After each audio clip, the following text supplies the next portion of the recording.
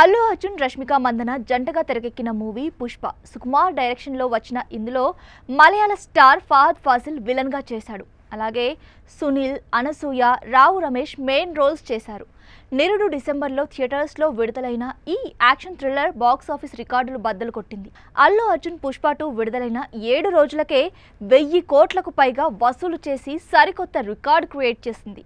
ఇండియాలోనే ఫాస్టెస్ట్ 1000 కోట్ల వసూలు చేసిన సినిమాగా పుష్ప 2 రికార్డ్ బ్రేక్ చేసింది. ఓవరాల్గా 2000 కోట్లు వసూలు చేసి ఇండియన్ సినీ చరిత్రలో సరికొత్త అధ్యాయాన్ని రాసుకుంది.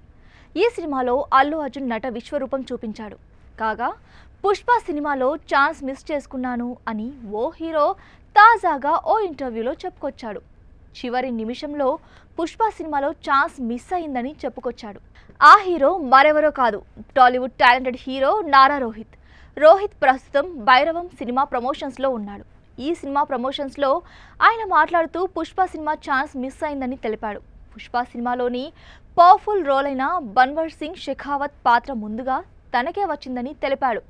కరోనా టైంలో తాను మీసాలతో ఉన్న ఫోటోను నిర్మాత నాకు పంపించి పుష్ప సినిమాలో షెకావత్ పాత్ర గురించి చెప్పారని, అది నాకు కూడా బాగా నచ్చిందని అన్నాడు. కానీ సుకుమార్ పుష్ప సినిమాను పాన్ ఇండియా లెవెల్లో తెరకెక్కించాలని చూస్తున్నారని, అందుకోసం అన్ని భాషల నుంచి నటుల్ని తీసుకుంటున్నారని, అలాగే షెకావత్ పాత్ర కోసం ఫహద్ ఫాసిల్ను ఎంపిక చేశారని నారా రోహిత్ చెప్పుకొచ్చారు.